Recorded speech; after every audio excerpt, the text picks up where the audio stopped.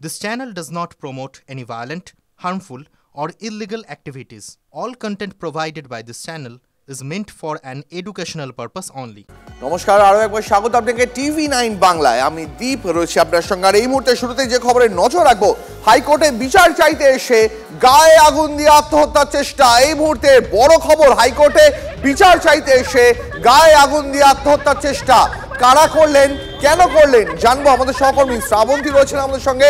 শ্রাবন্তী, সাত সকালবেলা হাইকোর্টে বিচার চাইতে এসে গায়ে আগুন দিয়ে আত্মহত্যার চেষ্টা।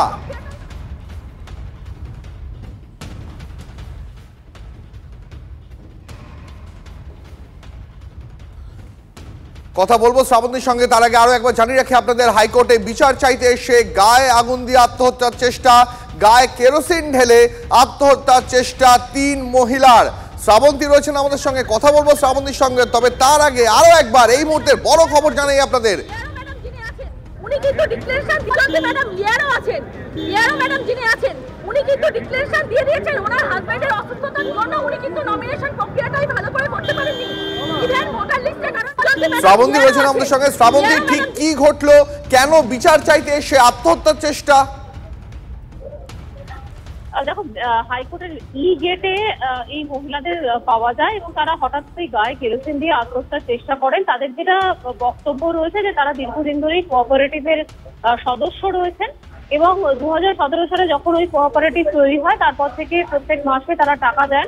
অথচ হঠাৎ করে 2025-এ দেখা যায় যে তাদের নাম বাদ চলে গেছে, সদস্য পদ হিসেবে তাদের কোনো নাম নেই সেখানে। কেন বাতিল করা হলো সেই নিয়ে তারা একটি কলকাতা হাইকোর্টে মামলা দায়ের করেন, কিন্তু তারপরেও কোনো সুরাহা মেলেনি। একই সঙ্গে তাদের যে এতদিনের টাকা রয়েছে সেখানে জমা দেওয়া হয়েছিল সেই টাকাও তাদেরকে ফেরত দেওয়া হচ্ছে না। এরই সুরাহাকে তারা গায়ে আগুন দিয়ে আত্মহত্যা করার চেষ্টা করেন। তাদেরকে উদ্ধার করে পুলিশ আপাতত নিয়ে গেছে হেয়ার স্ট্রিট থানায়। জি, ধন্যবাদ।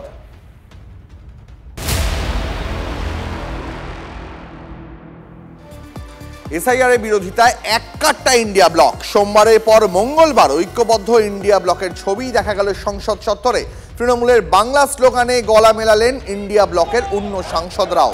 এসআইআর এর বিরোধিতায় বিক্ষোভে সাদা টি শার্ট পরেন বিরোধী সাংসদরা। দেখুন সেই ছবিটা। টি শার্টের সামনে লেখা মিনতা দেবী, পিছনে লেখা 124 নট আউট।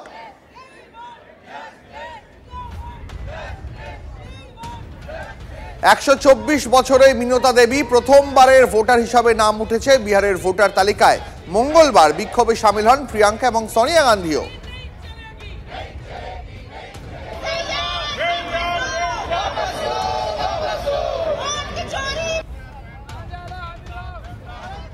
সেই ছবি দেখাচ্ছি। আজকে একযোগে প্রতিবাদে ইন্ডিয়া ব্লকের সাংসদরা গায়ে সাদা টি শার্ট পরে বিক্ষোভ দেখান তারা। এসআইআর এর বিরোধিতায় এককাট্টা বিরোধী সাংসদরা প্রত্যেকে তারা একসঙ্গে প্রতিবাদে সোচ্চার হয়েছেন। সংসদের বাইরে দাঁড়িয়ে ইন্ডিয়া ব্লকের সদস্যরা, সেই ছবি দেখাচ্ছে এই মুহূর্তে আপনাদের। বিরোধী ঐক্যের ছবিটা, বিরোধী ঐক্যের যে জোটের যে ঐক্য সেই ছবিটা আরো একবার স্পষ্ট হচ্ছে কি এই ছবির মধ্যে দিয়েই।